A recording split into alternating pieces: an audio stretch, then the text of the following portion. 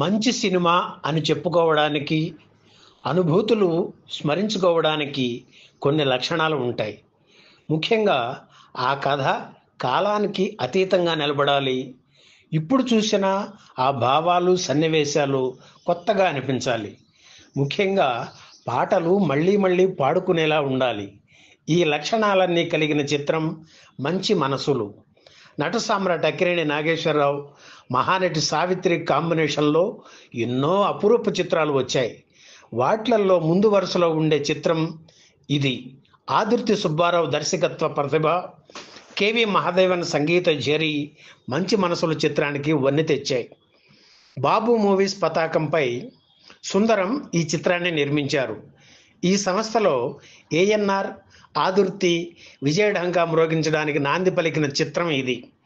సావిత్రి, షావుకార్ జానకి కథానాయకులుగా నటించిన మంచి మనసులు 1962 ఏప్రిల్ 11న విడుదలయ్యి ప్రేక్షకుల్ని విశేషంగా ఆకట్టుకుంది.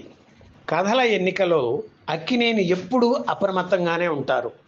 తన పాత్ర బాగుంటే సరిపోదు, తన చుట్టూ ఉన్న పాత్రలు కూడా బాగా పండాలి. తోటి నటీనటులతో తను పోటీ పడాలి. ఈ పద్ధతే ఆయన్ని విజయవంతమైన కథానాయకుడిగా నిలబెట్టింది. మంచి మనసులు చిత్రానికి తమిళంలో వచ్చిన కుముదం సినిమా ఆధారం. 1961లో వచ్చిన ఈ చిత్రానికి దర్శకుడు ఆదుర్తి సుబ్బారావే, సుందరం నిర్మాత. టిఆర్ రాజేంద్రన్ హీరోగా నటించిన ఆ చిత్రంలో విజయకుమారి, షావుకారి జానకి హీరోయిన్లు, ఎస్వి రంగారావు కీలక పాత్ర పోషించారు. తెలుగు వెర్షన్లో షావుకారి జానకి, ఎస్వి రంగారావు కూడా నటించారు. నాగభూషణం, వాసంతి కీలక పాత్రలు పోషించారు. మంచి మనసులు చిత్రానికంటే ముందు వాసంతి కొన్ని చిత్రాల్లో నటించిన నటిగా ఆమెకు మంచి పేరు తెచ్చిపెట్టిన చిత్రం ఇదే. అప్పట్లో ఆమెను అందరూ మంచి మనసులు వాసంతి అని పిలిచేవారు.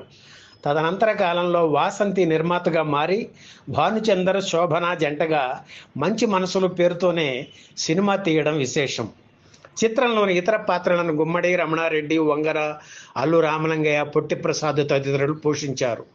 సంభాషణలు పలకడంలో, పదాలు విరచడంలో నాగభూషణం చూపించిన శైలి ప్రేక్షకులకు తెగ నచ్చేసింది. సూర్యకాంతమ్మ తనకు అలవాటైన గయ్యాళి పాత్రను వదిలి ఈ సినిమాలో సాత్విక పాత్ర పోషించారు. మంచి మనసులు చిత్రానికి కెవి మహాదేవన్ అందించిన సంగీతం చిత్ర విజయంలో ప్రధాన పాత్ర పోషించింది. ఆచార్య ఆత్రేయ మాటలతో పాటు కొన్ని పాటలు రాయిగా శ్రీశ్రీ, దాశరథి, ఆరుద్ర, కొసరాజు మిగిలిన పాటలు రాశారు. ఏమండోయ్ శ్రీవారు ఒక చిన్న మాట, నన్ను వదలి నీవు పోలేవులే, ఓహో ఓహో పావురమ్మ, ఎంత టక్కరివాడు వంటి పాటలు ఎంతగానో ఆకట్టుకున్నాయి. ముఖ్యంగా మామ మామ మామ అంటూ కొసరాజు రాసిన పాట ప్రేక్షకుల్ని ఉర్రూతలొగించింది. ఈ పాటే ఆ తర్వాత మహాదేవన్ని మామగా అందరి చేత ప్రేమగా పిలుచుకునేలా చేసింది. థియేటర్లో జనంతో చిందులు వేయించేలా చేసింది.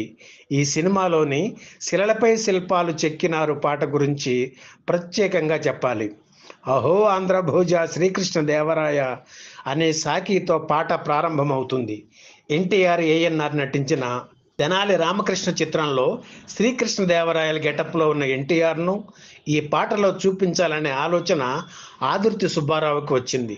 ఆ చిత్ర దర్శకుడు బిఎస్ రంగాను అడిగితే ఆయన దానికి సంబంధించిన రీల్ ఇచ్చారు. పాట ప్రారంభంలోనే ఎన్టీఆర్ అలా తెరపై కనిపించగానే ఆ రోజుల్లో థియేటర్లు ఈలలతో దద్దరిల్లేవి.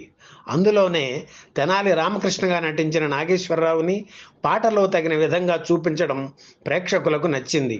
ఈ సినిమాలో అక్కినేని, సావిత్రిల అభినయం అద్భుతం అని చెప్పాలి.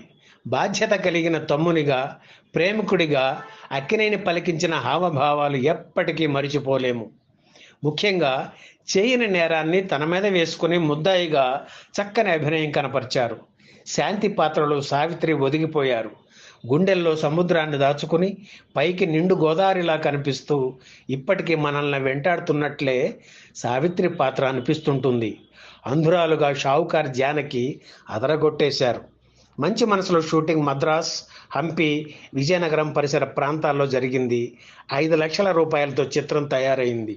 1962 ఏప్రిల్ 11న విడుదలైన మంచి మనసుల చిత్రం ఘన విజయం సాధించింది.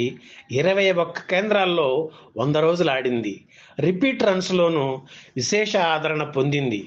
జూలై 25న కర్నూలులోని విక్టరీ టాకీస్లో 100 రోజుల వేడుక జరిగింది. ఆ దృశ్యాలను ఇప్పుడు చూసేయండి.